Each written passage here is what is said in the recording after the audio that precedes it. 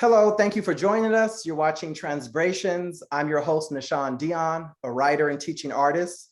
Today's guest is ivandaniel, a Los Angeles native. He has over 4 decades of entertainment experience in theater, radio, fashion, television, and event production. Early on in his profession in the 70s, he was featured on several hit TV and film projects. Ivan attended San Diego State University and majored in television and film. He attended the LACC Theater Academy, and after graduating from LACC, Ivan was featured on various commercials, primetime shows, sitcoms, and films, including Michael Jackson's famous Pepsi commercial, the Falcon Crest, and Dynasty TV shows. Riding the wave of social change in the 90s, Ivan also became an activist and health educator for HIV and AIDS community-based organizations and served as the entertainment coordinator for ATB, At the Beach, Los Angeles Black Gay Pride. In 2000, Ivan created ivandaniel Productions, an LA-based production company that produced hundreds of weekly and monthly nightlife events.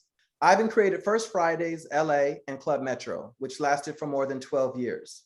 Ivan was the first urban hip hop promoter in the West Hollywood club circuit and brought hip hop to West Hollywood. Ivan is a former resident promoter of the Robertson Group Penthouse West Hollywood, and his last residency was at Roccos. Hello, Ivan, and happy birthday. Hey, what's up, Nahshon? How you doing? I'm well. I'm having a great birthday. Last night was amazing. We did something at a restaurant called Tom Tom's, and it was real chill, kickback, just people who have been supporting and my day ones and twos, and it was a beautiful birthday. I feel blessed. Thank you for making time for Transbrations. The last time I saw you was around 2011. In Los Angeles, and it was near La Brea and Pico, and I was at a gas station, and I was with a shady friend, and you dropped us off at my home in Culver City. Do you remember that? I do remember that. Yes. I mean, you are somebody who's special to me. You're not only, someone who grew up in the community and I watched you grow, you were a next door neighbor, and you were someone that was having a moment, and I was like, okay, so Nahshon, where do you need to go? Let's do this. Surprised to see you, but I know I hadn't seen you in a few years. I think it probably might have been around 11 or 12. I think we went to a club that night. That's what it was. Okay. We went to a club. So, Ivan, tell us about your life growing up in Los Angeles and a little bit about your background. Okay. So, I'm a third generation Los Angelian. My grandparents came here. Most of the early Black settlers in Los Angeles came as a result of the railroad that was being built, indentured servants, etc. were out here. And my grandparents came out here from the South to make a better life for our family. My father was born here.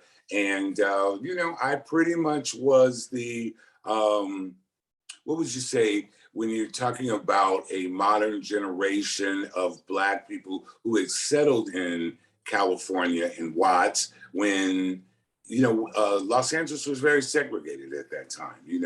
Central Avenue, Dunbar Hotel, even Duke Ellington and Lena Horne were not allowed to perform in clubs that were in West LA, Beverly Hills, etc. So my grandfather was an entrepreneur. He had a record store, a market, cafe. My father graduated. He became one of the first Black retail managers of a major grocery chain, which was Safeway stores at the time. My mother became a bank president. I went to private schools. I was one of the first busing programs out into the Valley because my school would either be Dorsey or Crenshaw. Now that I think about it, you do come across like a Valley person. That's I mean,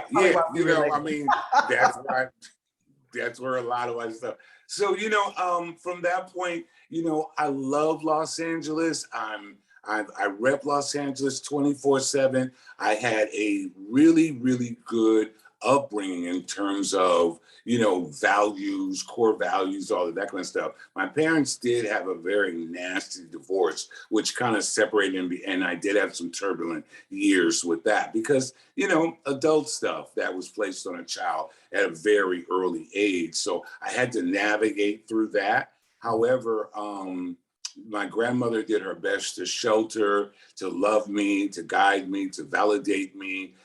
I never felt as if I was less than. You know, I was always giving an opportunity. Now, my father did, and my little brother did get killed tragically in a car accident when I was 15 years old.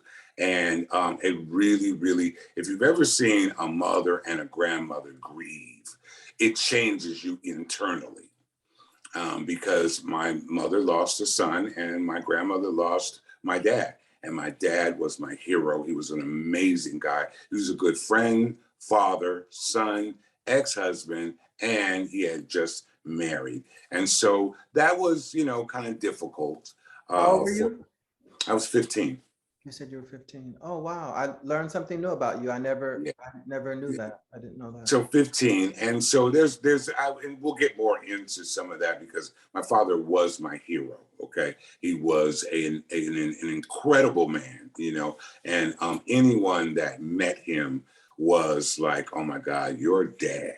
But your dad, you know, it was just like he was one of those kind of men who people just respected, and he carried himself very well. And I hope that I have been able to do what he would want. I hope that he would be very, very proud. I know that he would be very proud of me. Sure, he would be. Actually, he would be, yeah. He'd be proud that you're on Transbrations with Nahshon.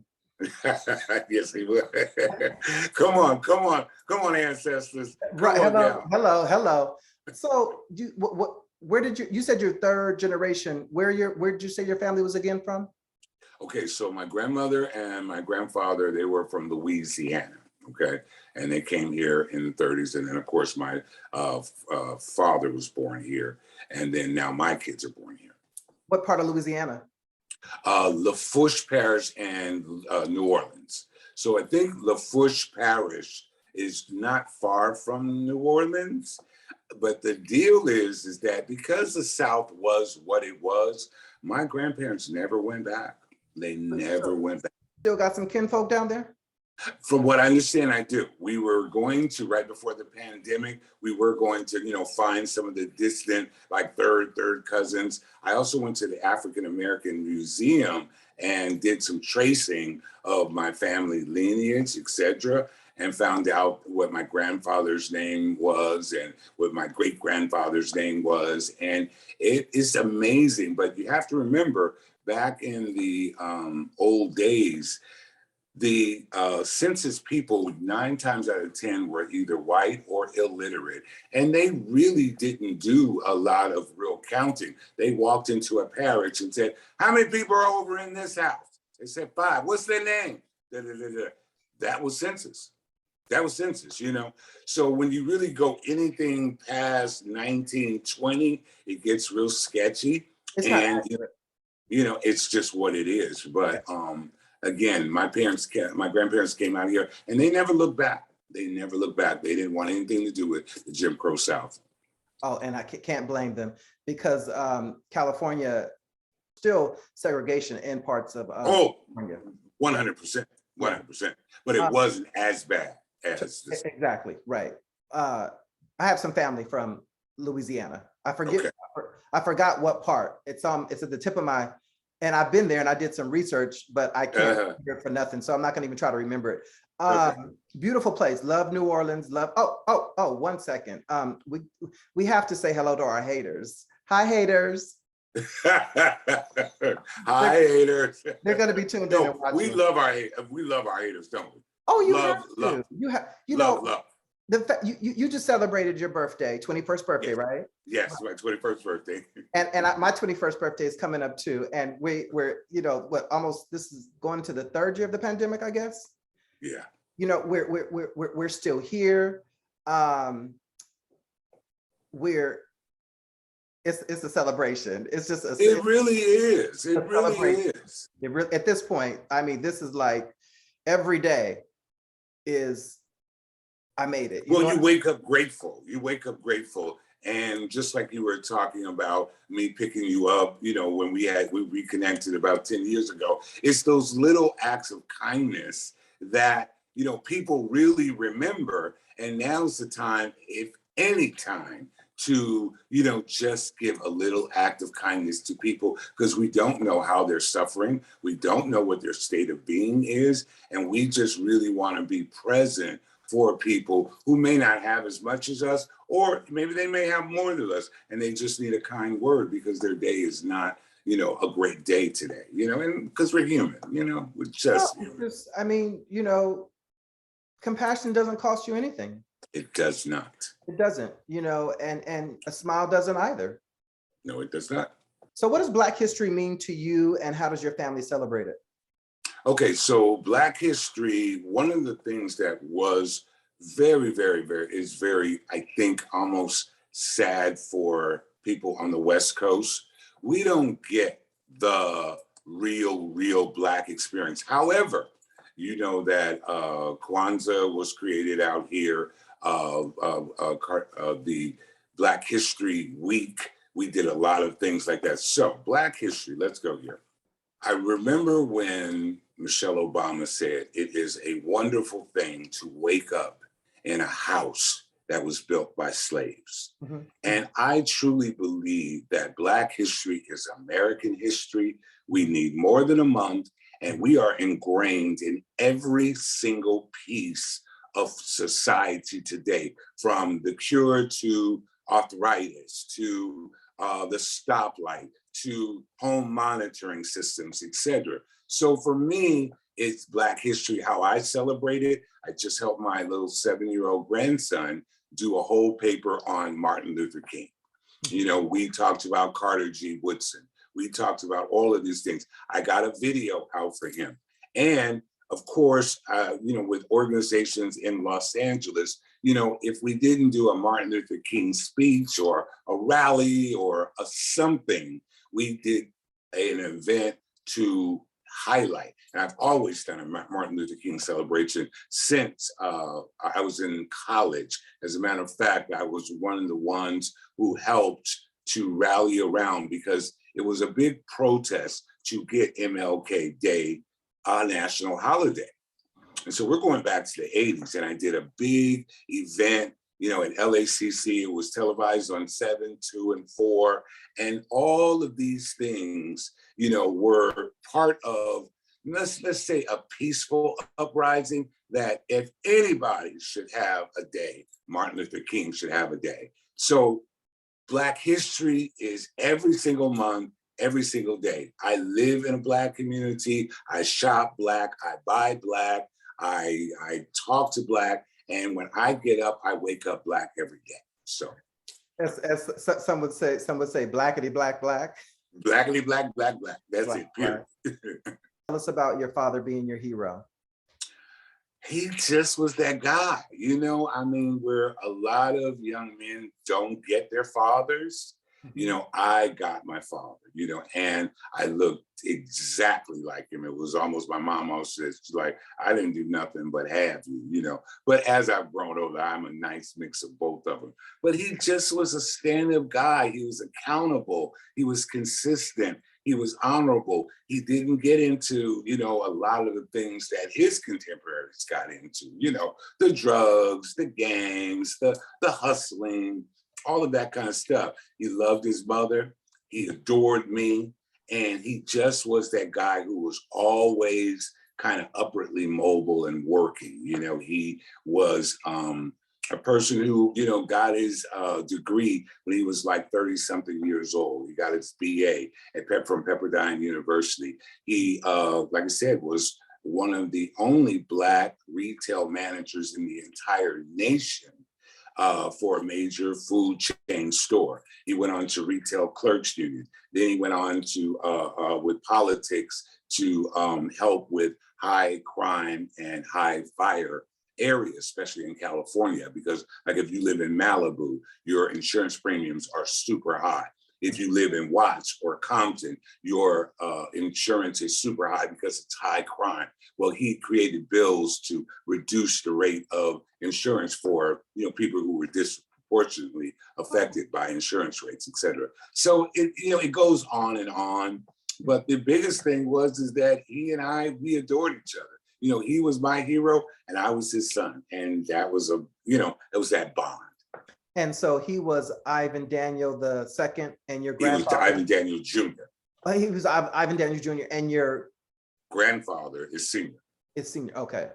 Yeah. Okay. Yeah, I'm Ivandaniel III, yes. Right, correct. All right. There's only one. There's only one. That I know of.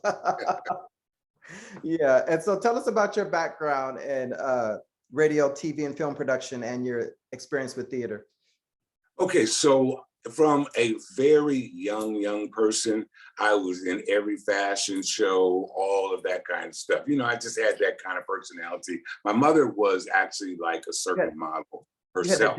You had that je ne sais quoi, is that what they said? Well, you know, mom was a model, you know what I mean? And so she, you know, she was kind of like her, Beverly Johnson, my aunt, all of them, you know, they were the girls of the era, you know? And so they were coming through. So of course her son, you know, I was dressed in the, you know, the finest little thing. So I started, I think, I have pictures of me 2 years old doing a fashion show, okay?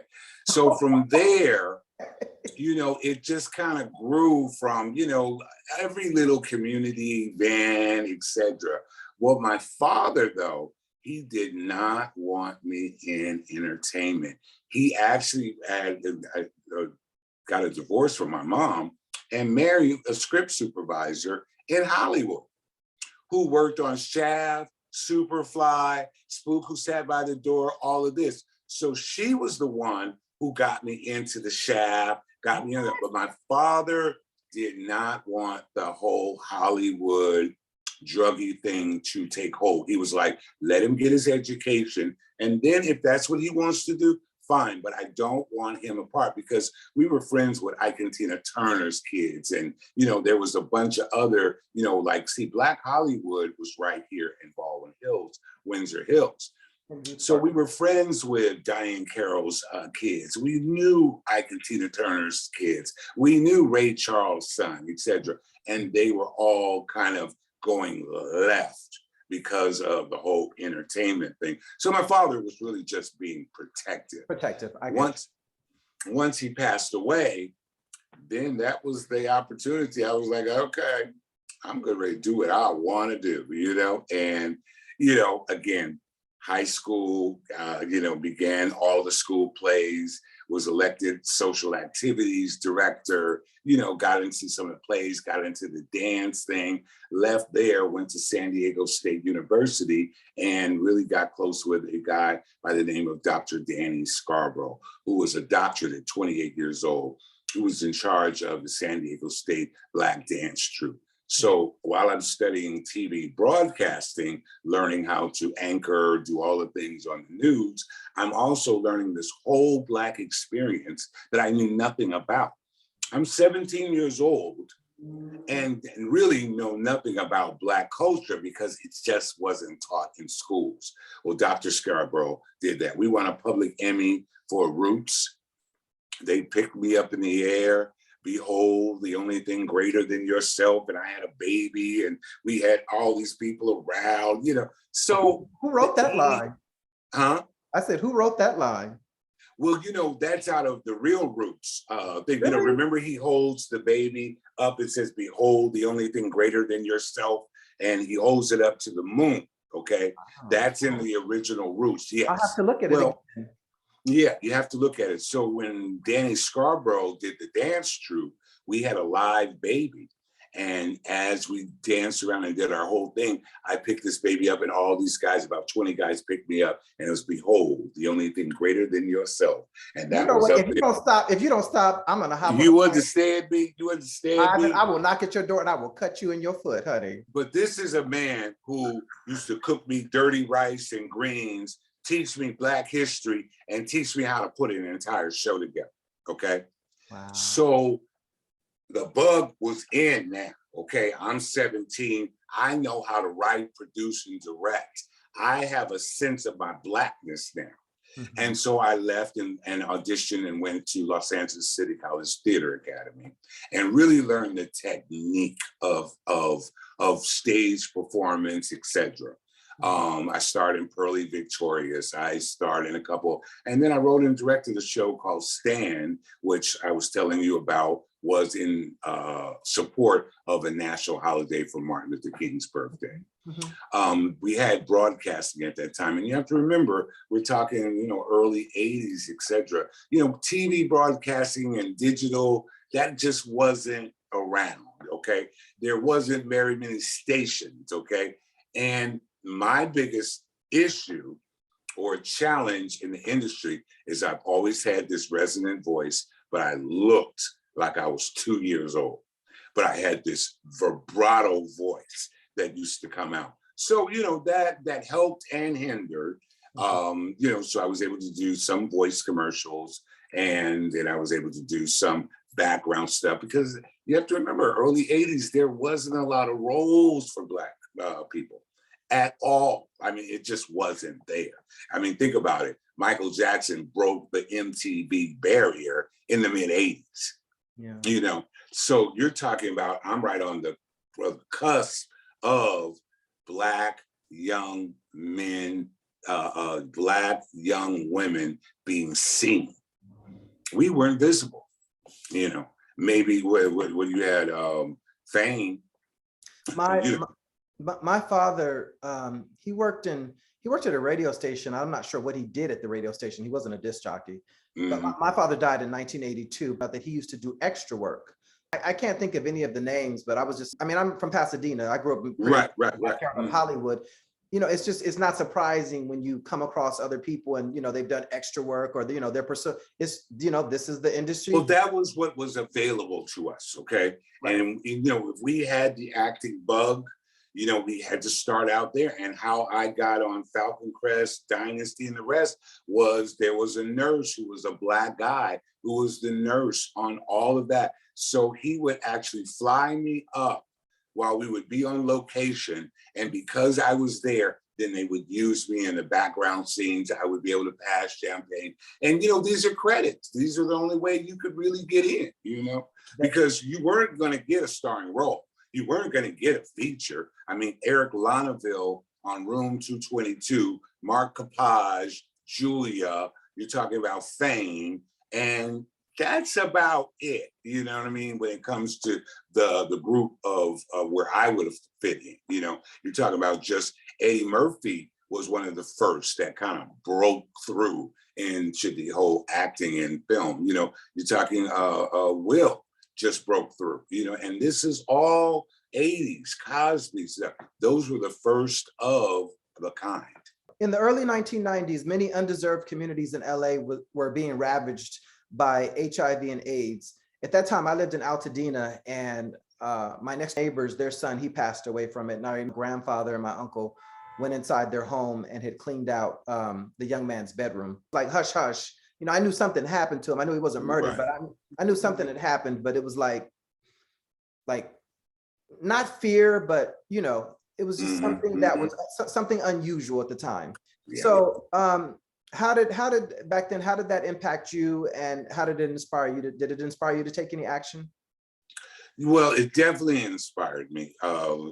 You have to remember, it slowly crept up on the Black community. It was considered a white gay man's disease. By the time we realized that it was now hitting the African-American, brown communities, it hit so fast that brothers just started dying. You know what I mean? Like, you would see a brother 1 minute, and the next minute he would be frail, the next minute he would be gone, It didn't come close to me until probably about 1986, 87. One of my college students, we were at LACC's Theater Academy. He had left and went to New York and came back to LA because he had found out that he was positive. Mm-hmm. And Tommy, beautiful brother. And Tommy got on about here in about a year and a half. I began to understand that this was really real, because this is somebody who I knew loved, and I knew had a wonderful, bright future ahead of him, okay? And I found out then that half of the African-American Latino population was already infected. And in the next 20 years, the next 50% of the population would be infected. And I've actually watched it. I began to start work about late 80s, etc., because a very, very, very dear friend of mine who's still alive today told me that he was. And I said, okay, then let's get busy. And took him over to APLA. One of my best friends worked there. We got housing. We did all of that kind of stuff. And I learned about the disease. At that time, it was only AZT, DDI. It was really not good for everyone, okay? The drug was so strong that most people had adverse reactions to it. They just did not take to it. Mhm. So when my friend asked me, should I take it? I said, no, we're not going to take this. No, we're not going to do this. We're going to wait until they develop something. And we waited, and we waited until about 95.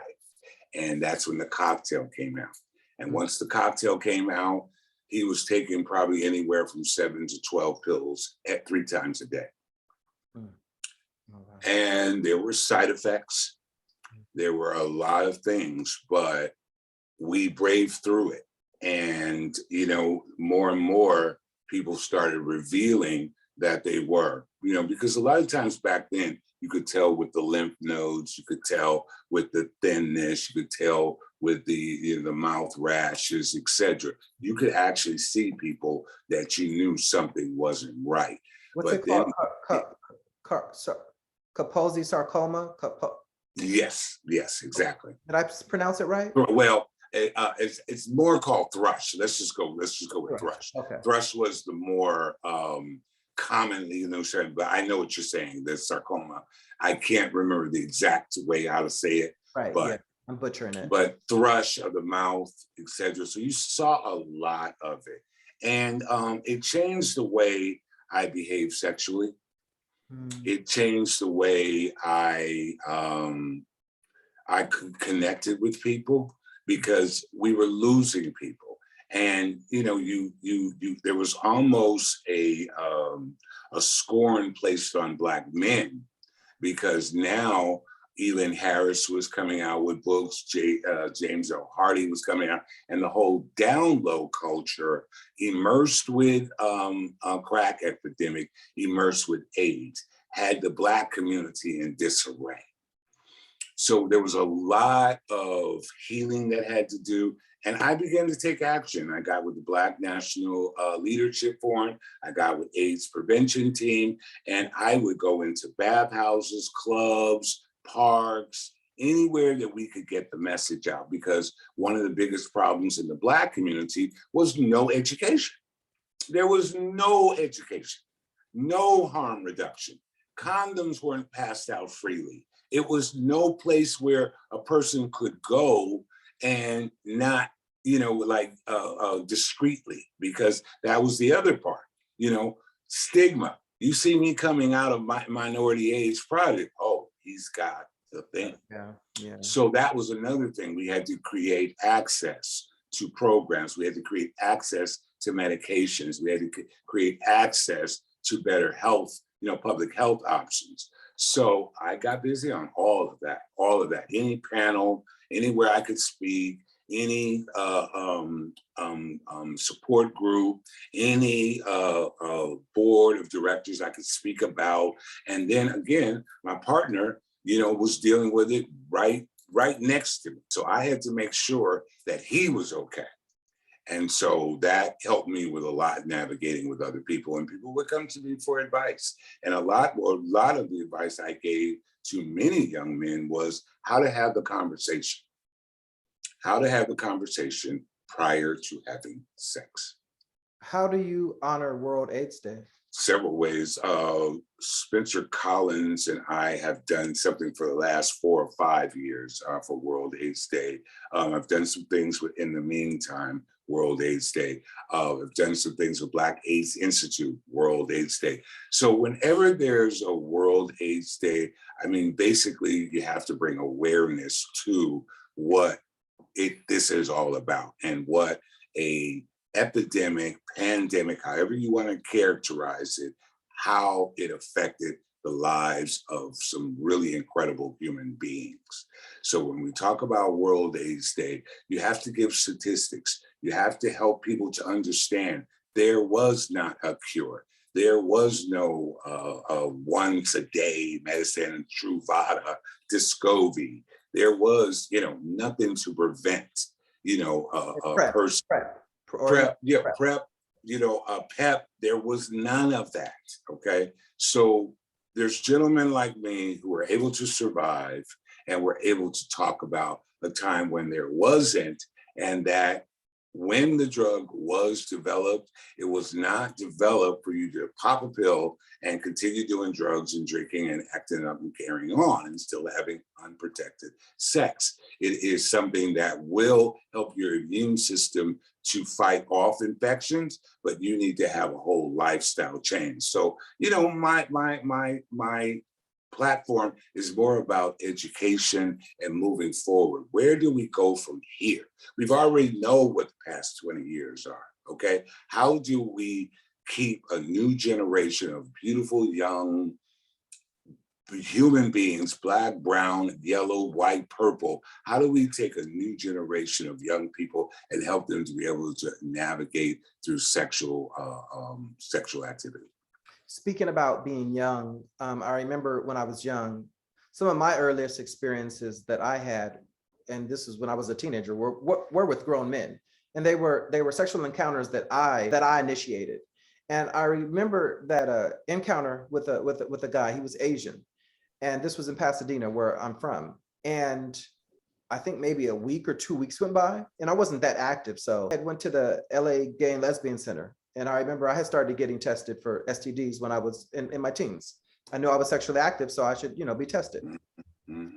And I think back then I was put into a room and a video was playing.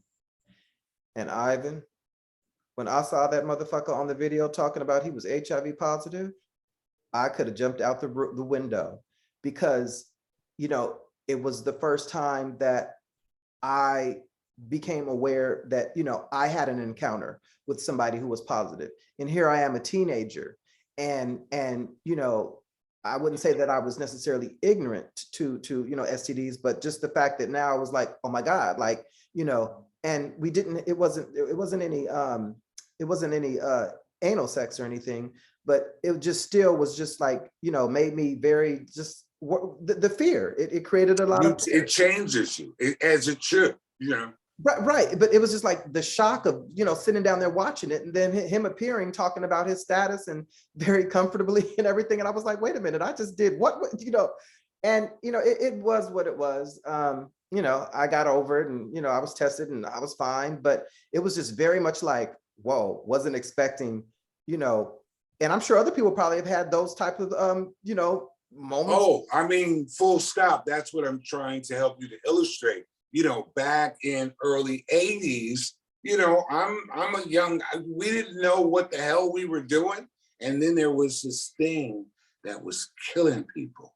Oh, it's only for white guys. Okay, yeah, okay, that's fine. And then all of a sudden, you see like you said, your next door neighbor, or the guy down the street, or at the club. You looked at this beautiful brother that now looks like he's 90 pounds, and he's walking around, and you're like, okay, it's like a ghost. What is going on here? We all were like, and you have to remember, it was just as bad as kind of like this coronavirus, because you didn't know if you could sit on a toilet behind somebody. You didn't know if you could eat behind somebody. You didn't know if it was airborne. You didn't know what it was. That was the first at least 3 to 5 years of the HIV virus. They didn't know how it was contracted. Yeah. So what you're saying, that's shaped my entire 20s, in my entire 20s, because we just did not know which way to go. Yeah.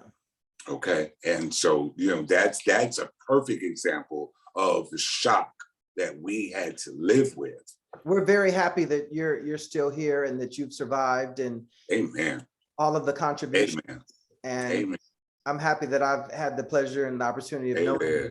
So tell us about, I came out in 1995. I was using my brother's ID, and my first experiences were going to the Catchone on Pico and Crenshaw, right, owned by Jewel Thais Williams.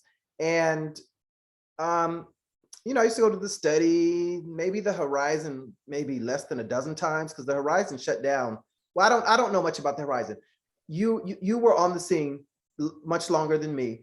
Tell us about the clubs besides the Catch and the Horizon. I mean, tell us about your experiences at the LGBT clubs. Well, first of all, with the LGBTQ, I did not really want to be involved in all of that, okay? Because I was busy being an actor. You know what I mean? I wanted to be an actor.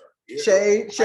No, I didn't have time for that. However, all of my friends were like, hey, there's this club around the corner. It's called the Annex. It's another one called Papa Bears. We got to go to that, And I was like, okay. And I went to San Diego State. Like I said, I was in San Diego. So, a lot of my whole experience in club was through college and all of that. But my boys back in LA, they were doing some other stuff.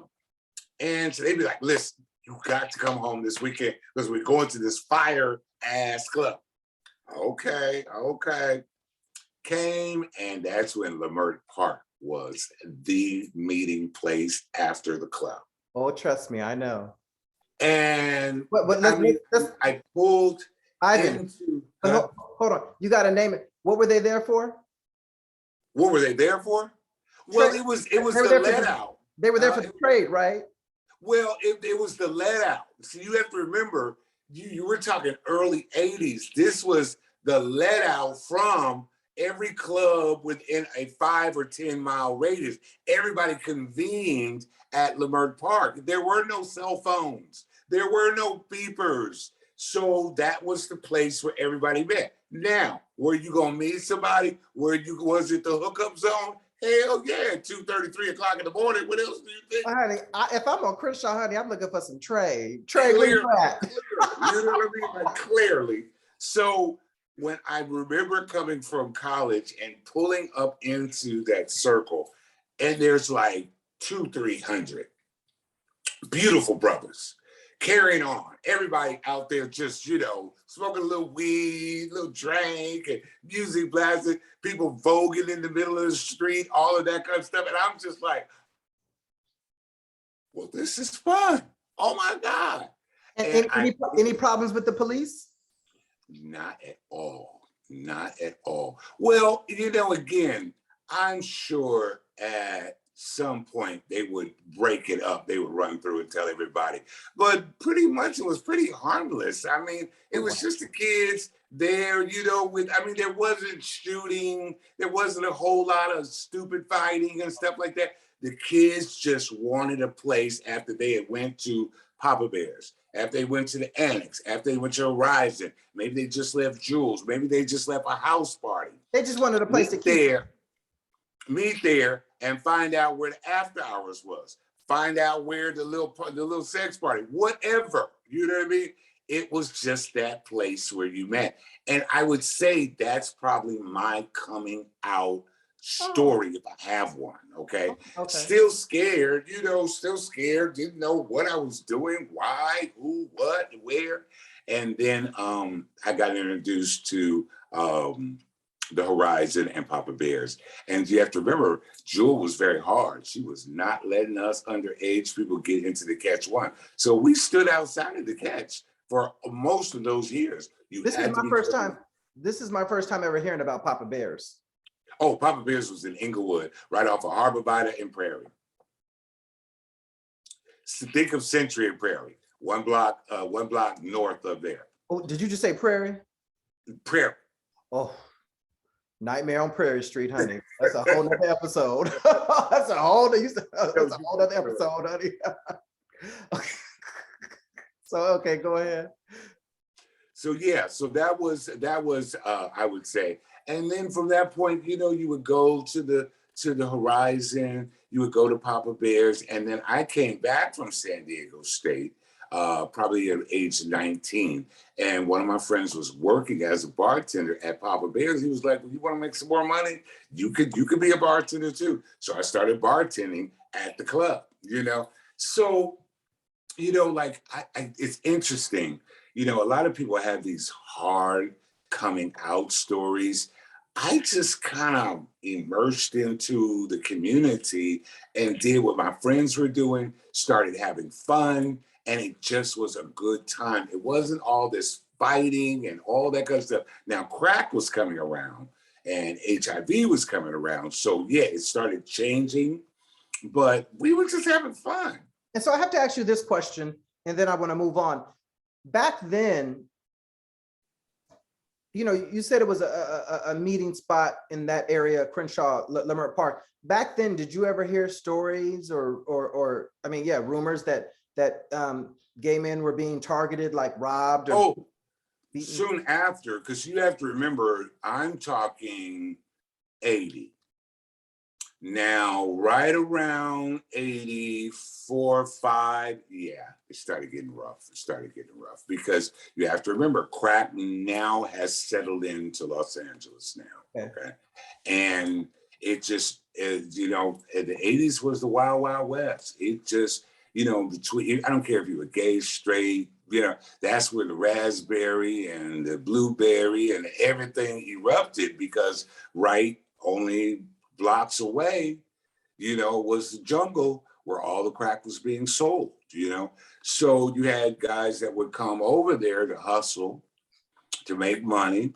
And then there were other people, you know, that were trying to be picked up. You know the whole thing. I mean, I asked that question. It was a cruise zone. You know what I mean? Right, it just really was. You know? And anything can happen in a cruising zone. And yeah.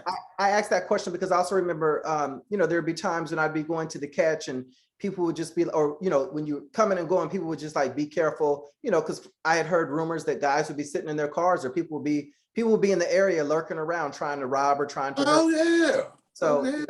Yeah. I mean, you're going to be a mark. You're going to be a mark. I mean, I was around Lafayette Park and MacArthur Park. A mark is a mark. Right. Yeah. It doesn't matter where you're at. So, you know what I'm saying? A mark is a mark. You walk around and you think that you get ready to roll up on somebody that you absolutely don't know. Yeah. Yeah. And you're going to proposition them and tell them that you're going to pay them $20 to do X, Y, and Z. Well, the first thing that comes into mind for a hustler is he got some money.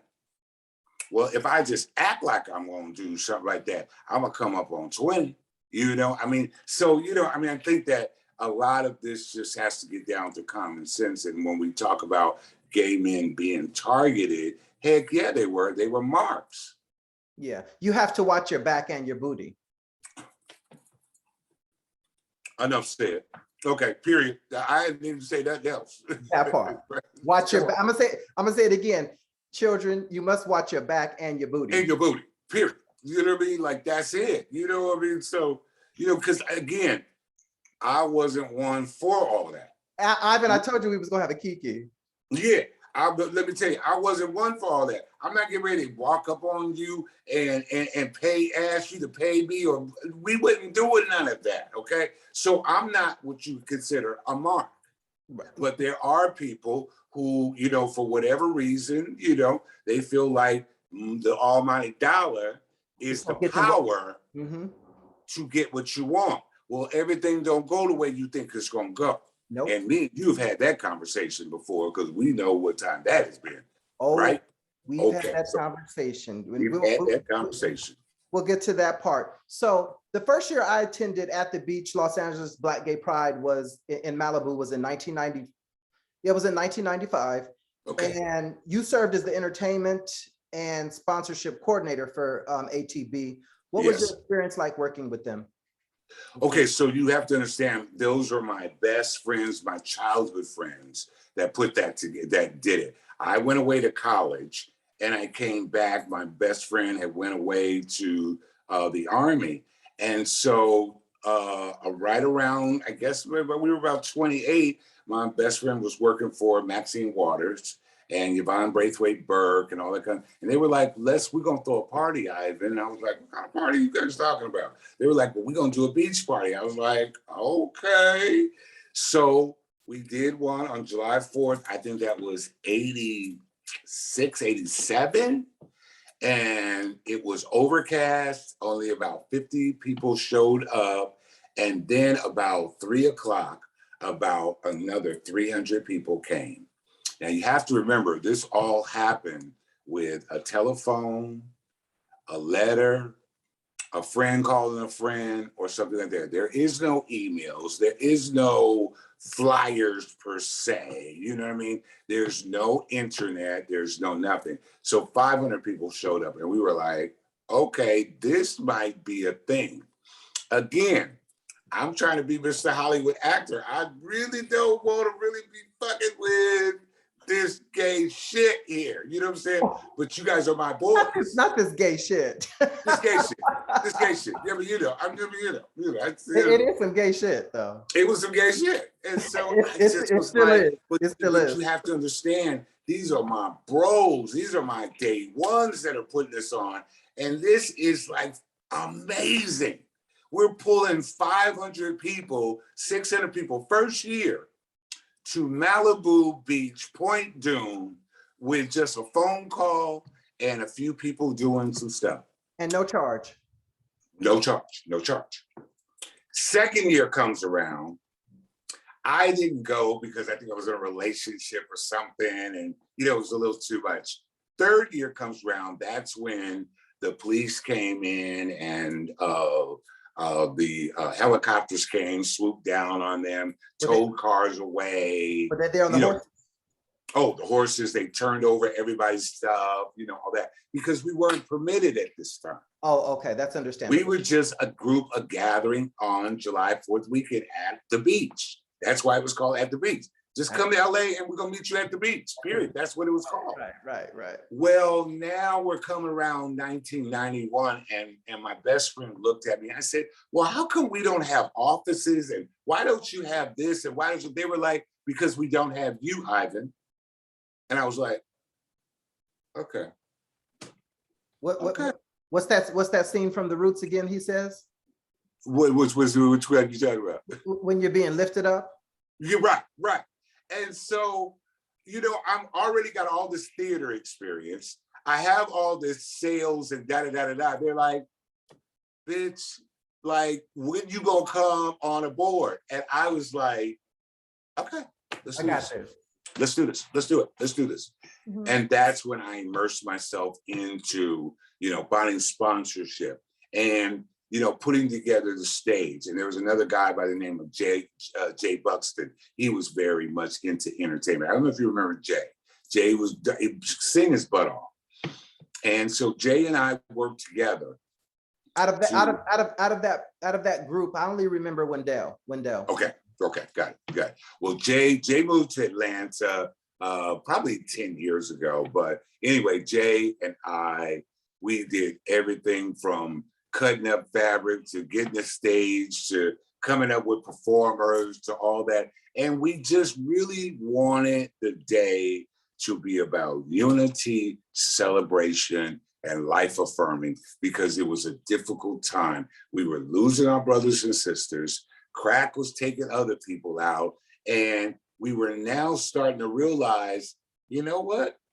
I might just like men as my first preference, as opposed to, you know, this hide and seek thing. You know, now we're starting to feel a little bolder about our choice of who we wanted to be our partners.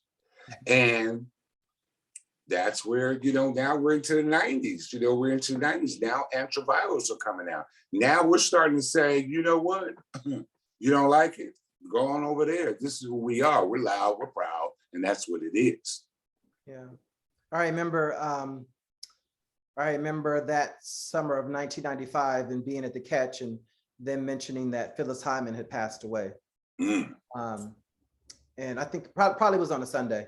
So, and then of course I remember Ebony's show on Sundays and the Leading Ladies Review and all that drama and all that good entertainment. So all that good entertainment. All that good entertainment, honey. It still goes through my head. Go in, bitch. Go in, bitch. Bitch, what you doing? I'm gonna read you later, Giorgio. Oh my gosh. In 1999, days. It really was. In 1999, I moved to the Mid-Wilshire area on La Brea and Detroit. And I moved to the Mid-Wilshire area, La Brea and Wilshire, and I lived on Detroit. And I don't remember if I was there first or if you were, but we ended up being neighbors. And I used to see you and your muscular boyfriend, Ron, all the time. And I would see you coming and going through the driveway because my apartment was situated right next to the driveway. Right next to the driveway. And I could see into your apartment occasionally when your window was open. But not that I was like, you know, lurking and looking to see I know what the tea was. And in my building, there was a lesbian. And then in the building next to us, there was an older Black gay gentleman, really nice guy. Okay. My question is, well, not question, but what I liked about the area was that I was able to walk to obviously Boy Trade and Girl Trade, the clubs. It was near a lot of places that I work, production companies that I worked for, and I could go to auditions very easily and everything. What do you remember about the area? Were you there before me or? Oh, okay. So I lived on Cochran. I lived on Detroit where it was, and I also lived on Fairfax and 9th. Miraclemile was really a very, very, very, very warm place for me, you know, in so many respects. I can go on and on and on. Probably moved in that area, probably 90, 91. And, you know, it just was right smack there in the city. You could get anywhere. You were close to Hollywood, you were close to downtown. And then, I don't know if you remember the 1092 hair salon that was just south on La Brea. My godfather and James Gibson, all of them owned it. And I used to work there as well. That thus me getting into hair care. Are you talking about the one was, okay, because there used to be, I remember Nappy Roots, and then I remember there's the Goodwill Thrift Shop. Are you 1092? Okay, 1092 was down just a little bit further where the Taco Bell was. When you go, there's a donut stand on the corner of Olympic and La Brea. Remember the donut stand on Olympic and La Brea? You had to go down a little bit further. It was like the first of Salon Suites. It was a old building that they turned into like salon suites, and there was different salons in there. So again, the point is that there was there was family that was right there, and a hair salon where I could make money, and you know, I just kind of helped run the salon. You know, while I was trying to figure things out because you sold products, you sold hair care products. Well, not then. Right then, that was my introduction in there. No, remember, I was a makeup artist for a long time. When you met me, I opened up Bloomingdale's Beverly Center, and I was working for Yves Saint Laurent. Yeah, I started doing makeup. Oh Lord, probably early '80s with Fashion Fair. Yeah, I had no idea you did makeup. Yes, I did. Yes. Well, I shouldn't be surprised because you are very talented. Yeah, I mean, you know, part of the acting training that I got from LA City College was total theatrical. Okay, so I learned costuming, I learned makeup, I learned, you know, directing, I learned acting, I learned voice, I learned radio. Okay, so when the acting jobs weren't as good as I wanted them to be, I had to figure out a way to support myself. So I took my skill set from learning makeup in theatrical, and I went over to the Broadway Crenshaw, and I got hired on Fashion Fair, and that was one of my jobs. When you met me, I had left the industry for a second because I was working down at the hair salon, and then Bloomingdale's Beverly Center opened up. And so then I got hired on Yves Saint Laurent's line. And I started working for MAC and a couple other, but yeah. Okay. So on the day of 9/11, I had panicked because I had a friend who lived in New York, and he's a gentleman, and I had actually met him at the Catchone nightclub, and I had went and visited him in New York, and then all of a sudden I had to move to New York, and I did end up moving to New York because of him. But I panicked because I knew he worked in Manhattan, and I wasn't quite sure where, but you know, with all of everything happening because of the towers, I was worried and I couldn't get through with him. I don't think we ever discussed 9/11, and I wanted to know, what was your story? What was going on with you at that time? Well, just so happened, I have a great story on that. Michael Jackson was uniting with the Jackson 5. That's when Whitney Houston had the whole, you know, thing at Madison Square Garden. And I had bought tickets, wanted to take my cousin, who's like my brother, flew to New York on that Thursday, was contemplating buying tickets for the opening show, which was that Friday, and the closing show, which was that Monday, okay? We went to the opening show, saw Michael Jackson. That was one of the last Jackson performances. That's when Whitney came out and she was all thin, and everybody noticeably saw that she long was ago. Oh wow. That was the same weekend. That was the same weekend. Wait, is that when she had on that brown dress with that bob wig? No. Remember, she had on kind of like a futuristic, and she was really, really thin, and everybody like almost gasped because she was so thin. Google it and do Madison Square Garden's Michael Jackson tour. You'll see. And she was noticeably thin and just I'll get that tea later. Yeah. And so had lunch with friends, did everything that Friday, saw my cousins, all that, partied with some more friends on Saturday. And so then I was like, you know what? Well, I'm going to stay because I really haven't had a chance to really hang out. So I was going to buy tickets for that Monday. But something kept saying, no, get your ass back home. Get your ass back home. So I was so tired. So I said, okay, my flight's on Sunday. I'm just going to go home. I get on the flight about 6 p.m. East Coast time. I fall asleep because I've been going since like Thursday. I fall asleep and I wake up and the plane had not left the runway from John F. Kennedy. It's 11 o'clock East Coast time. I'm on a tarmac for 5.5 hours and we're not even left the tarmac. So I wake up and everybody's like, we're still stuck here. About an hour later, we take off. Mm-hmm. I wind up getting to LA about 1:30, 2 o'clock in the morning, okay? I go home, I get in the bed. About 7 a.m., my phone starts ringing off the hook. I'm like, what is going on? What do you want? Hang up. My friends are like, turn on the TV. Are you home? Are you home? I said, yeah, I just picked up my phone. What are you talking about? And they're like, Ivan, turn on the TV. I turned on the TV as the second plane was hitting the thing. And I'm like, oh my God, I just left my family. I just left my friends. I actually had lunch that Friday at World Trade Towers, some little delicatessen around there.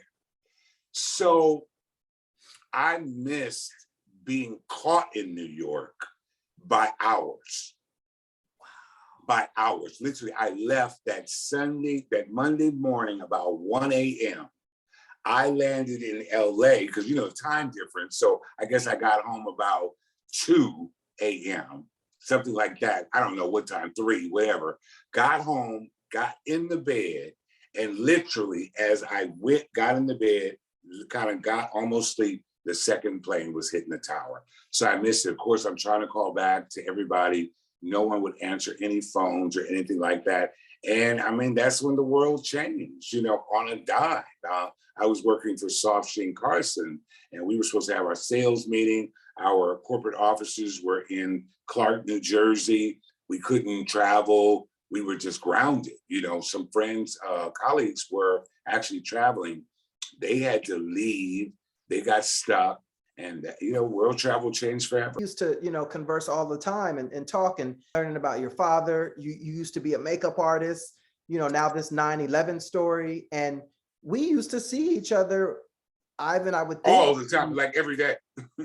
Yeah. So the fact that this story that I didn't hear this story, I'm so surprised. Well, you know why? Because remember, I moved away from the Mid-Wilshire area probably about a year before that. Because 9/11 happened, 2001, 2000?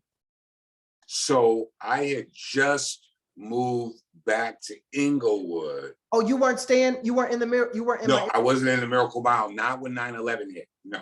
Oh, you were there before me and you moved before me. Yes. Okay, that makes sense. That makes a lot of sense. Yeah, because I remember waking up in my house in Inglewood on 9/11, but I hadn't been there long. I mean, if I had been there a year, tops. So you didn't see me cruising around washing the bread late at night, sometimes when I couldn't sleep at night. I mean, I remember you would do a whole, remember Legends Barbershop? Yes. I would be sitting in Goose's chair, Uh-huh. and you would flash by with a wig or some hot pants on or something, and you'd be like, "Hey, Ivan," and you'd keep on going, and everybody in the shop was like, "Well, there goes the shot," because you were known. You know, they knew you. Here's the funny thing. I remember one time I had an audition and I had to get in hair and makeup and walked by the barber shop, and some guys were sitting outside and they were like, they were like, you know, look at that girl, you know, and I wasn't dressing up that much back then or whatever. No, you weren't. No, you weren't. And I remember specifically my makeup would have been done nicely for that audition, but it was just funny because here I am walking by this barbershop, these black guys or whatever, you know, that's 22, 23, 24 years ago. And, you know, they were like, you know, oh, look at that girl or whatever. And, and I could laugh at it. It was just so funny. But Bruce is the one who had the dreadlocks. I think so. Yeah. Yeah. Bruce. Yeah, exactly. I was near Olympic and La Brea and I was out cruising. And I found his wallet, and you know, I was like, I mean, you know, I opened it up and everything, and I was like, I think I actually remember that. And I was like, I know this dude, and he just so happened to be like walking back in the area or whatever, and I was like, hey, I was like, come here, and he was like, you know, what's up, you know, and I was like, I got something of yours, you know. He's like what you got? And I gave it to him, and he was just like, oh my God, he was like. And he was just like so spaced out and stuff, but I gave it to him and he was. But I think that's because that's when they really all accepted you, because I remember after that, everybody was just so cool with you. You know what I mean? Like for real, for real. Oh no, I never had, I don't know. I used to go in there and get my hair cut occasionally. Oh, not often, okay, but okay. I would go in there and get my hair cut sometimes.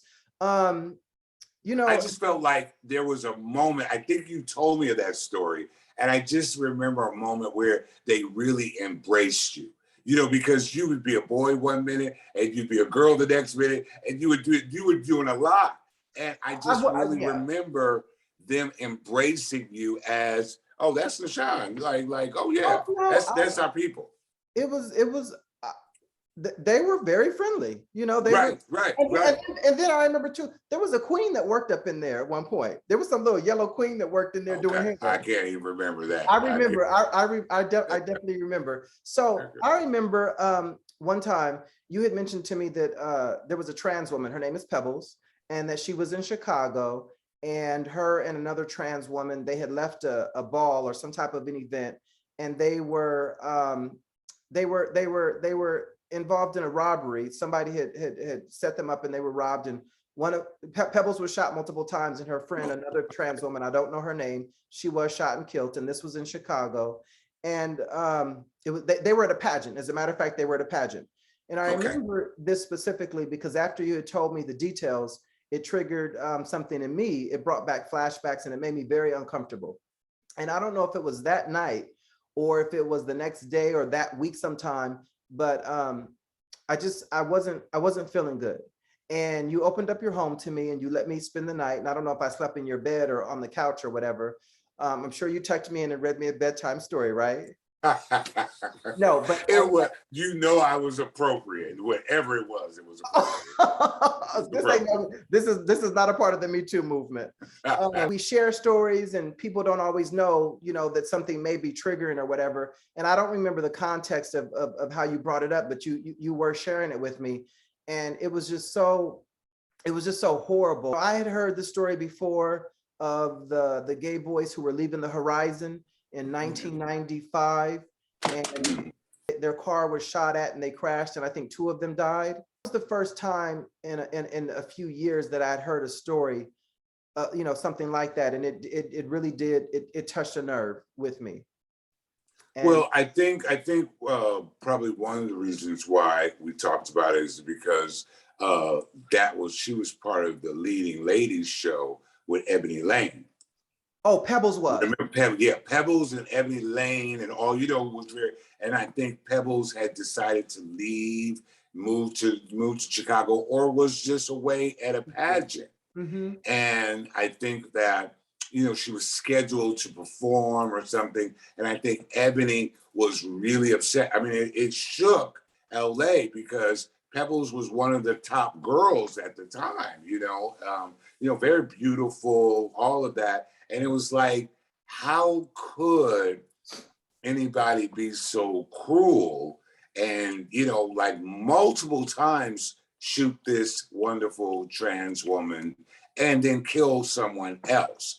And so I think that was like our first, like really rough, transgender story, like how we hear it now. You know what? That was like one of our first ones where we're like, wow, this really does happen. Now that I think about it, you're absolutely correct. You're absolutely correct. I had never, well, first of all, I knew some of the trans from seeing them out in the clubs and stuff, but I didn't know them personally and I wasn't friends with them. But that was the first time where I became aware of it, like firsthand knowledge of it. So, right. And I mean, I wouldn't say that it shouldn't be surprised, Chicago, but yes, it was. Now it makes sense. Pebbles was a part of the Leading Ladies Review. It makes sense. She was part of the Leading Ladies Review. She was one of the it girls of LA. And it just was like, wow, you know what I mean? And I can't remember the details, but I don't think it was anything shady on Pebbles. I think it was directly because she was transgender or she was misidentified and somebody lost it, I'm going to tell you two things. I'll say Pebbles is still alive and she's living in Las Vegas now. Yeah, I know that. And I actually saw a post where she had actually mentioned her friend. And, this is what, 20 something, and she's still remembering her friend. But I'm gonna tell you how good my memory is. My memory is so sharp that I specifically remember you telling me or hearing that the boys wanted them to open up, they wanted her friend to open up her safe. I remember that specifically. Probably so, because like I said, Pebbles was one of the top girls of the nation. And if she went to Chicago, there was a reason, okay? And she was hanging around some heavyweights and, And I remember her, she didn't know me, but I mean, the trans community is small and I did start going to Peanuts around that time. I remember seeing her at Peanuts in West Hollywood, where all the girls in LA would go and frequent. To Peanuts, of course, Peanuts, yeah, right. Yeah. So, so you left the Midwest. Okay, so we already established that you left the area before me. So what inspired you to establish Ivandaniel Productions, IDP, and when did you create it?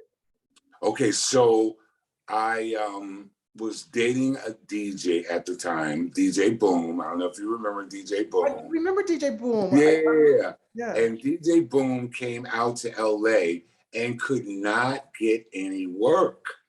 Because remember, there was only the Study, there was only the Catch, and maybe there was Papa Bears and there was Horizon, but live DJ, he was from Atlanta, he really could not get the work.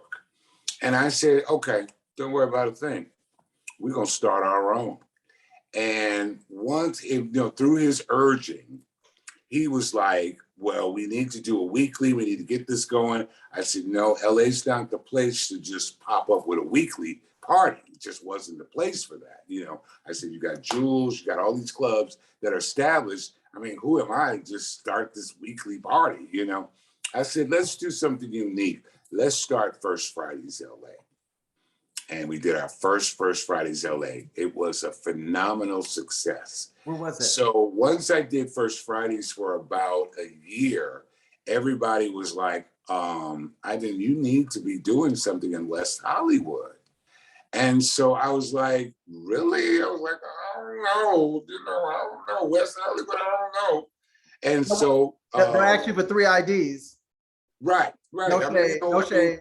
I had been there and I had did a few things. We were young in there, but like really doing a urban club in real West Hollywood, Peanuts was the closest thing we had to an urban club. And that was what? Lesbian and kind of like this whole other vibe, you know what I'm saying? But to do like a party, well, Phil Wilson and Derek and a bunch of people, they did a retreat. And this guy named Tony, who was actually the manager at the Here Lounge, they all got together and they were like, we need to have a Black night in West Hollywood. They were like, well, we'll do it. And they're like, talk to ivandaniel.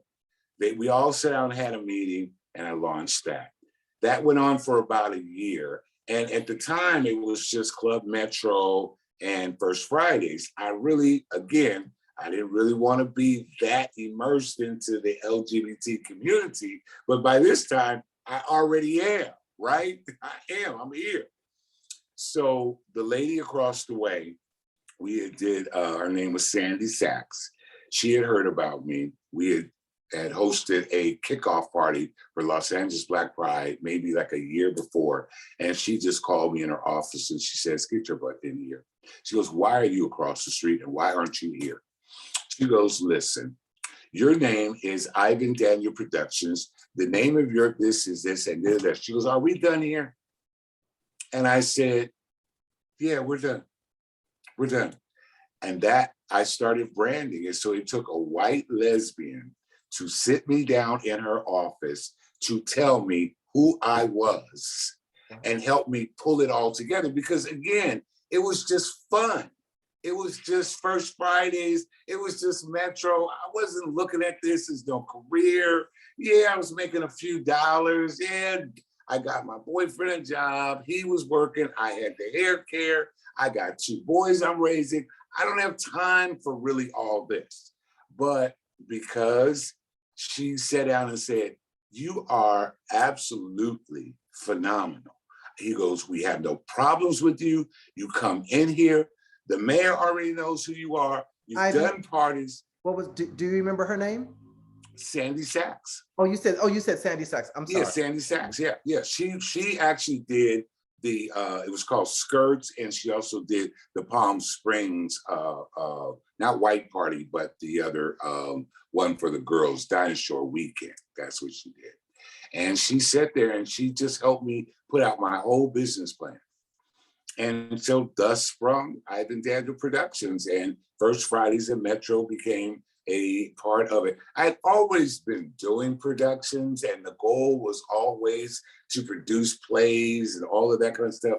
But this had become so phenomenal. I'd already been entertainment director. I'd already been producing plays. I'd already been doing producer. Well, what was I waiting for, huh? What was I waiting for? And she was the nudge, really, that helped me to take it to the next level. So, okay, thank you for sharing that with us. You stated, do not see me as a one-dimensional human being or just a nightlife entertainment producer. I am so much more. Be the change that you wish to see in the world. We are not stuck in the ruts of destiny. We have the power to break free, clear our vision, and see a new life for ourselves. The wonderful thing is that vision is greater than baggage. What I remember most about you is your big Kool-Aid ass smile and your deep voice and your welcoming, pleasant personality. Right. And you always promoting something. And I like that about you. Hundreds of people know you're not just a nightlife club promoter. Discuss your life in LA being a father and a grandfather and how that has changed you. Well, first of all, it's a privilege. You know, I am so glad to have 2 healthy, mostly sane Black young men that I have able to foster into the world. I have a wonderful relationship with my grandson. I'm getting ready to go pick him up in a little bit. But what it has taught me, one thing about parenting, you have to realize it's mostly about sacrifice. And you have to put another human being in front, almost in front of you. You have to make sure this human being is relying on you for food, shelter, happiness, guidance, grades, correction, knowledge, education, etc. So even though you have 15 things going on, this little innocent human being is looking at you and asking you to pour yourself into them. And it is a privilege and an honor for me to call my sons my sons. I mean, even though they don't always do what I want them to do, they're not at the level I would like them to be right now. However, you know, they're humans and they allow grace to grow and figure out who they want to be. And my grandson is amazing. He's like my little twin. We always say we twinning it. We twinning it, you know. So we have a good time. It has really helped me to be more generous, less self-centered, and more consistent. So as a Black male, our health and well-being is often negatively affected by the government through state-sanctioned violence, community conflict, and malicious acts of others. How have you been coping during the pandemic and with ongoing racial terrorism?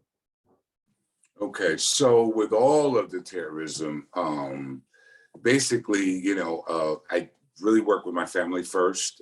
That's one thing. I also have IDP Success, which is an empowerment group for disenfranchised people of color. I was funded by HF and also Gilead, and I made sure that we were able to create space to talk about it, okay? I would create workshops to make sure that even through it all, you valued yourself, you stayed on your purpose. If you needed mental health services, if you needed suicide prevention, if you needed an ear to talk to, if you needed food, shelter, clothing, whatever, our organization did our best to provide that to people in need. We had to apply. We had the CEA program. And, you know, basically, I also took providers, people who actually host health and wellness workshops, etc. I made sure that they would have a retreat so that they could exchange ideas and they would have a moment to release and to breathe. Yoga, meditation, etc. We need all of that, you know, and I've gotten several people into mental health, made sure that they found a therapist that fit with them. So me personally, now I am seeking out therapy. It's time. I've been in therapy probably since I was like 10 years old. So I keep a therapist, but there's about a 5-year gap here recently that I have not. But like I always say, self-care is like paramount. You know, I'm talking about making sure that you do your walks, you eat properly. I don't drink, you know. I make sure that I handle my mental health challenges, let's say my anxiety or depression. I talk with people immediately about it. I get that stuff out. I write daily. I listen to Ayana Van Zandt. I have another book, positive quotations that I read every day. So I make sure that I'm putting something positive into my brain at all times and taking a moment to just sit with myself. If it's just a walk, if it's just a nice couple of deep breaths, so that I don't allow external forces to push me around like a leaf in a wind, so to speak. Yeah, okay. So how do you cope with your circle of life becoming smaller? Well, it's a damn shame that men of my age have faced so much death. We faced death early on, like in our 20s, okay? So I process death from a different lens than many. I realized that like even this moment is so important that I engage with you, that I have that moment with you, that I always leave you with something positive, something life affirming, something that we connected with. There's a moment that we gelled, we connected. And when my mother passed away about 6 years ago, I was happy for her. My mother had actually told me, I'm tired, son, I'm tired. And she was only 73 years old. I'm like, Mom, what are you talking about? She's like, I'm gonna die. I said, Mom, what are you talking about? And we had a 2-hour conversation after that. And 2 days later, she passed away. On a bus coming from Laughlin, her friend said she just went over in her seat and just passed away. So my point in saying that is that we're all here for a reason and a season. We get a moment to be with each other. And when that moment is over, it is over. Yes, I grieve for my grandmother. Yes, I grieve for my mother. Yes, I wish my father and brother were here. I think about them all the time. But my circle has not necessarily gotten smaller. Those are just my new guardian angels that are standing all around me. And I, as crazy as it is, I talk to them in my head all the time. Hey, I pray with them, and, the other part of having to separate yourself from people who may not be in your best interest, is nothing wrong with the fact that we're not as close as we once were. It's just the relationship has taken on a different form. And we're just not going to be that everyday talking buddy. You're still alive. I'm still going to always greet you, and I still pray for your best and highest good. That's just who I am, Sean. This is it. Tell us how you stay inspired. I stay inspired when I see people like you evolving. I mean, that's inspiring for me because I know that I somewhere had a hand in that. Okay, so that's one part of it.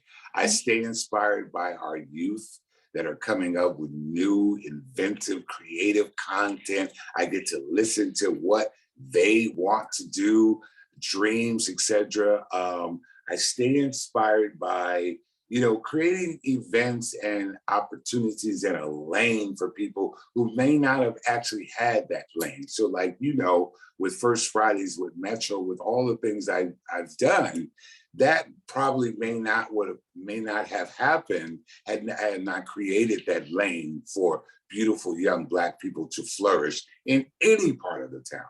That's inspiring for me. God is always first for me. And I have an amazing support system that when things, I've had some really crazy stuff happen in the last 4 or 5 months, my people rallied around me and let me know it's going to be okay, no matter what. We're going to be here. We're going to be here and you're going to be all right. And I listened to Janet Jackson the other day. I take little bits and pieces from everything. Ayana Banzan says, I get to see how you love people, and then I get to choose if I want to participate. Janet Jackson just said, I am like a black diamond. Don't you know that the black diamond is the toughest diamond in the entire world? I've been through it all and I'm still standing. So there'll be moments I hear from people and I'm just like, whoa, that resonates. And I allow it to resonate. I allow it to wash over me. I read a Bible verse every morning because a girlfriend of mine sends it to me every morning. I make sure that I do that, So there's ways, and to me, that's just self-care, and self-care has a effect of inspiration and it gasses you up. So the I Am Legend community honoring community and I Am Legend awards, is that's still taking place? That's still happening? Yes, it's still taking place. We did the last one just this last year. I do it around Pride because I really think community should honor community. Mm-hmm. And we've had a lot of people who have done a lot of amazing things in this community, and it just goes overlooked. It goes overlooked. I watched the young men and young women put in work, like we did a lifetime achievement for Michelle's XXX. Michelle's XXX was Peanuts, right? Mm-hmm. Michelle, if you knew Michelle could knock down a mountain. Michelle was out there creating opportunities for Black, gay, lesbian women, for straight guys, for all that, creating opportunity. Was she ever really recognized? She actually helped create the Black tent within We Hope Pride. Didn't That she was pass away a few years ago? She just passed away from I cancer. thought so. Yeah. Yeah. So I'm saying there's individuals like that. Jewel Thais Williams, of course, we've honored her over 1,100,000 times. The world has had. But I was one of the first people. Gotten her flowers. You know, to give her flowers back in the day when I first started Ivandaniel Productions in 2000. You know, I was one of the ones that were like, Mother Jewel, come here. We want to honor you. We stand with you. We thank you for being our light. And that's all I Am Legend is about. Like last year, we honored Keke Palmer. We honored Lee Daniels. We honored, you know, a few people that, like Keke Palmer, she's done amazing work in the LGBTQ plus community. You know, she stands with it. She's even said, you know, certain things about her lifestyle. Lee Daniels, openly gay man, who's done amazing work in this. And these people need to be honored by the people who are like their peers, so to speak. Right. And I just think that instead of waiting for GLAAD awards to honor these people, we need to create our own. And that's my effort in creating our own. Okay. Oh, okay. Okay, that's my effort in creating our own. Mm-hmm. So briefly, what characteristics and qualities would you describe that develop and contribute to a great man? Okay, first of all, we both like men's. First of all, they got to be trustworthy. They got to be consistent. Mm-hmm. They have to have a self-care element about them, that they just really are loving to themselves and others, and they have to be able to demonstrate that. Okay. You know, I could go on and on the qualities, but my top things is trustworthy, Mm-hmm. consistent, and caring. You know, that is just what that has to be. I mean, of course, easy on the eyes, you know, of course, you know, a little passion, though, that definitely works. You know, you got to have something that makes me say, okay, what's this all about? Make you turn that head. I need to turn my head a little bit, you know. So hold on, I want to make sure that my doesn't go out. I apologize. Okay. I apologize. You have enough battery? So yeah. Okay. Those are some of the major attributes that I feel.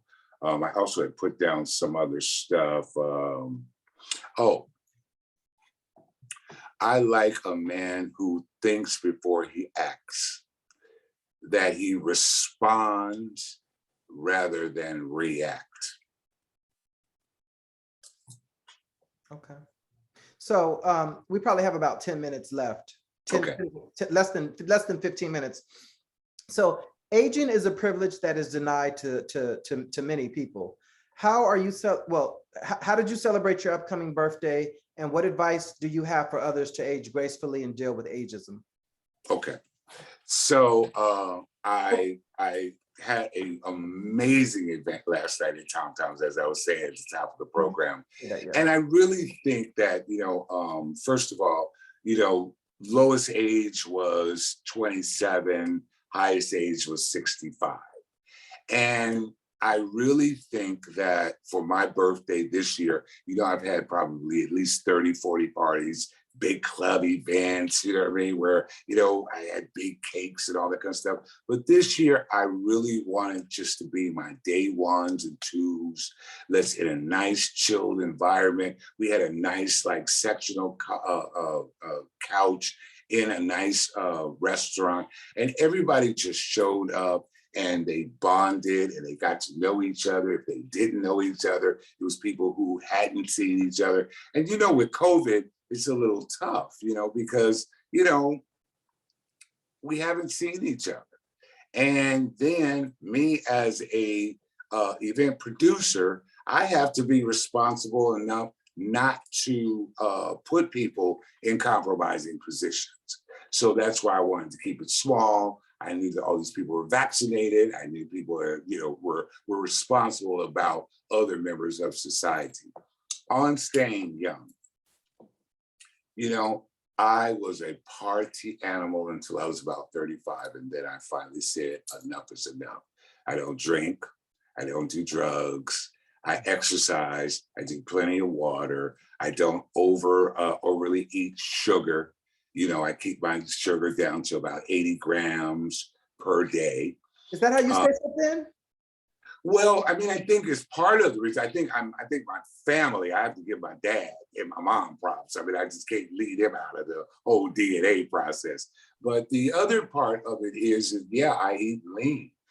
I don't do a lot of fatty foods. I don't do a lot of cholesterols. I try to do soybeans and sesame seeds and, real lentils and beans. And I do brown rice and I do a healthy amount of vegetables. I do everything. I do seaweed. I do soursop. So I make sure that my body is operating at optimum level. And I always believe that what you put in your body is what you're going to be able to put out of your body. And as you get older, you will see that you just can't do all the stuff. And why push your body when, your body needs to rest? So I don't do 18-hour days anymore. Back 20 years ago, 18-hour days were nothing for me. Right. Now I make sure I keep it to a nice little 12. Sometimes I push to 16, but I get a nap in between. I make sure I have a good dermatologist. I make sure I have a good skincare regimen. That helps. All of these things are part of me loving me.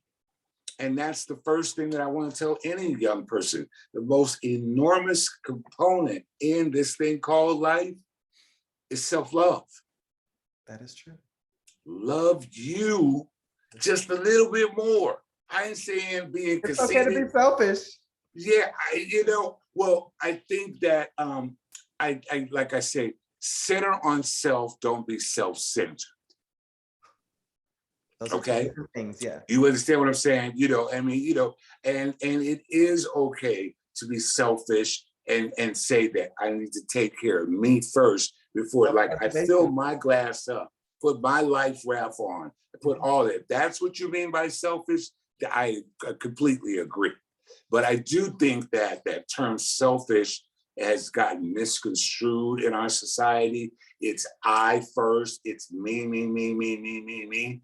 And that's just your song, me, me, me, me, me, me, me, me, me, me, instead of me, me, we, me, we, me, me, we. You know what I mean? It's not all about you. It never is going to be all about you. No, it's not, no. However, love yourself just that much more than anything else. You would want to.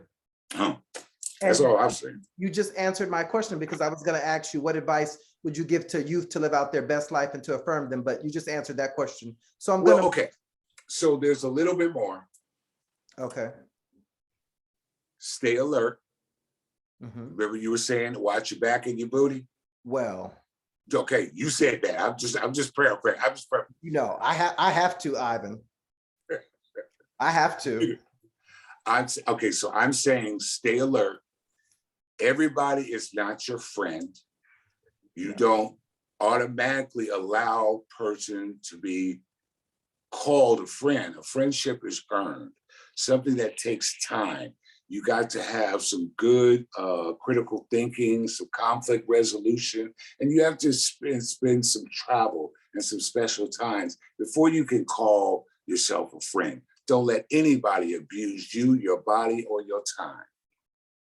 And take time enough to get to know yourself so that when you experience another person, you can allow them to peel the layers off and you can be transparent enough to connect with people. And, the other part I say, and this is a tough one, we have to realize that the humanness in each person. You're a human. I'm a human. I'm not perfect. No. I am human. So we have to allow a little grace for the frailty of human nature. So just because I don't like the way you said XYZ to me. Don't punch this person and then ask questions. Say, well, you know, could you explain to me what you really meant by that? And let's have an exchange of ideas. Let's have a conversation before I immediately start punching. But see, that's where we give grace for people being human. Mhm. Everybody didn't get the same opportunities that we have. You know what I mean? Like some people were left on a doorstep in foster care and all of that. Didn't have anybody that loved them and told them they were special and unique, etc. So that's what I would say to young people. Thank you. Thank you very much. Thank you. Thank you.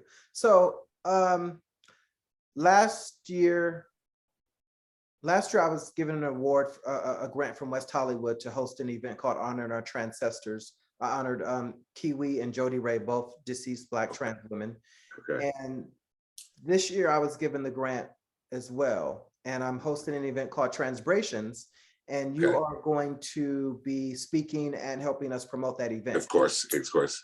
And once we secure location. And so I'm bringing that up because when and how did you get involved with the trans community? Well, because of Ebony Lane, first of all, that is my sis. That has been a person who has been a light at the tunnel when it came to transgender. You know, I watched Ebony transition. Mm-hmm. Carlisha was another person who, Carlisha Giselle, she's another person who's one of Ebony Lane's daughters, and also Sonny Boy, who is Savannah Maria Garcia. All of them have presented themselves to me to be some of the most authentic, real human beings on this planet. And Ebony has helped me to be a better man and not be challenged by the transgender community. The transgender community has always been on the forefront for fighting for all LGBTQ rights, etc. So when I really began to start looking at human beings and people and understanding what a person of the trans experience goes through, I began to respect the braveness, the authenticity, the courage, and you know that respect just it changes the whole light on what the trans experience is, you know. And so, you know, I teased with Ebony. I said they done made me a transgender ally. I said, I'm a card-carrying member. I am a card. Michelle, Triple X, and all of them, they gave me my lesbian card, and Ebony Lane and all of them gave me my transgender card, you know? And I love it, you know? I love it. Because I've always been a person who has fought for human rights. That's why I said, don't box me in as just this father. Don't box me in as just this club promoter or a hair care specialist. I am an advocate for human rights, that everyone should be created equal on this earth. And wherever you present yourself, I'm going to respect it. Okay. And I'm going to love you for it. Because you help me be a better me. Because just because you are who you are doesn't mean that it changes who I am. No. I get to explore who you are. And if I really open up my eyes and my ears and listen, I might just learn something. That is true. I'll say this, and Ebony's going to be hosting that event. Right.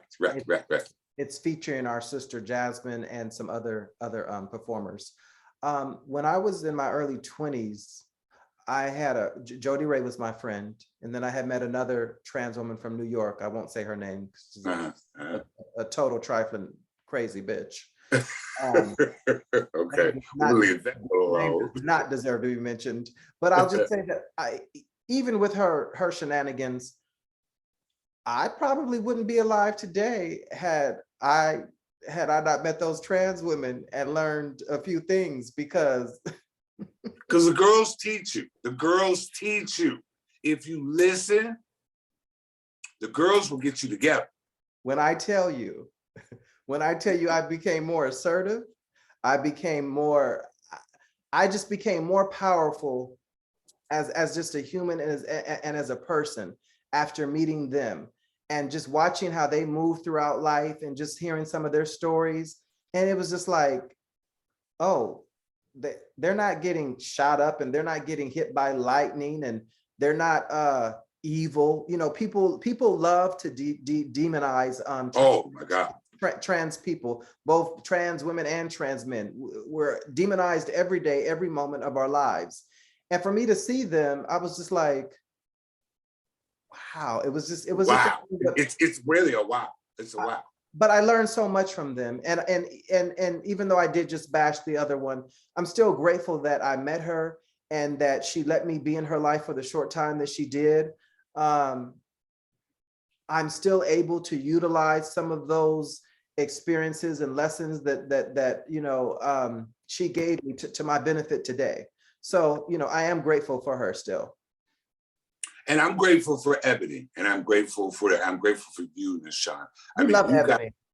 You guys have taught me a level of courage that you can only get from a person of great courage and great authenticity, and a person who is willing to stand out and be who they were born to be. That right there is a wow. You can't describe that. And when you are able to have a front row seat, where I've had a front row seat with Nahshon, I've had a front row seat with Ebony Lane, I've had a front row seat with Carlisha, I've had a front row seat with Savannah, I've had a front row seat to watch these individuals become who they knew they were destined to be. And they push forward through all odds. And that has to be respected. And that's why I say every day that I wake up is a transbration. Every day that I wake up, it is truly a transbration, and not just for me. And the club's looking really good. Just to let you know, to go back to our celebration and stuff, it's looking real good. Okay, I've got text messages. I've got all of that. It's just one more little kind of tweak. Somebody has to green light, but we're looking good. We're looking good. Because it is time to get to promoting that. So I know you got to go pick up you're doing some family things, and I got to wrap it up too. What are you working on now, and what's in store for you? Okay, so IDP Success, an empowerment organization for disenfranchised people of color. It is a workshop series, 6-series retreat that we will be working again with, especially the LGBTQ people of color population. But we also work with the homelessness. We also work with post-incarceration, et cetera. So it's to get that back up on its feet. I've always wanted to do my show. It was called Stand. And it's about standing up for what you believe in. And that's what we did for Martin Luther King. It can be retweaked and put back out there. So I have a meeting with some really big donors that are very interested in that. And then I'm working on my voiceover career. You know, I'm with Buckwald Agency, which is out of New York. And I'm also with Buckwald. And I'm also working with Robin Armstrong, one of the top voiceover coaches in the nation right now. So I want to get this voice back up and be able to, you know, get the good voice acting jobs. I'm on Clubhouse now. I'm getting ready to create some content on Clubhouse. So there's a few things that are burning, but the main thing is to get refunded with IDP Success, you know, to make sure that I can still empower this next generation and the voiceover career. Those are my forefront things. And raise this little grandson of mine who is a handful, okay? Because that's the generation that I'm raised, that alpha generation. That's the generation that we got to start looking at. The 7 little 8-year-olds that are coming through, because they are smart, funny, intelligent. They're everything that we would want them to be. So that's because for me, one of my greatest gifts is being a father and now being a grandfather. I remember you always talking about your sons when we lived on Wilshire on La Brea. I never met them, to my knowledge. Well, you know, I don't know. I may have.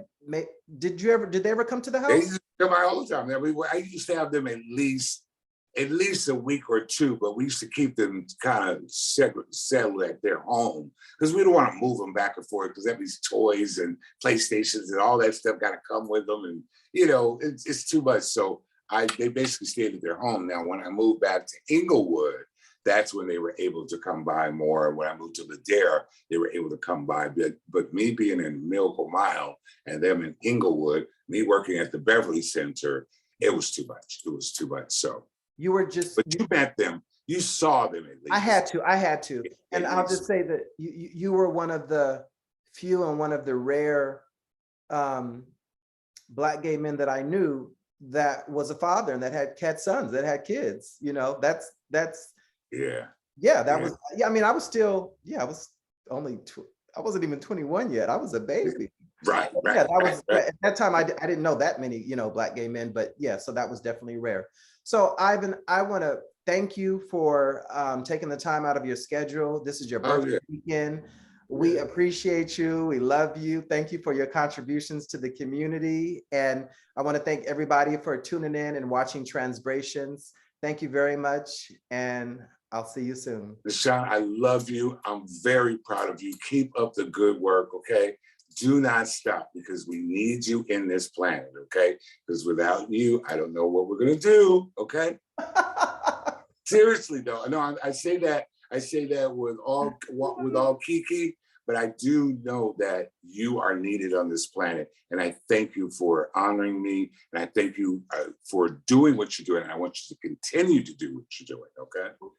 I will say this on this ending note. I know that I've brought a tremendous amount of joy because all those married men wouldn't have paid me all that money over the decade.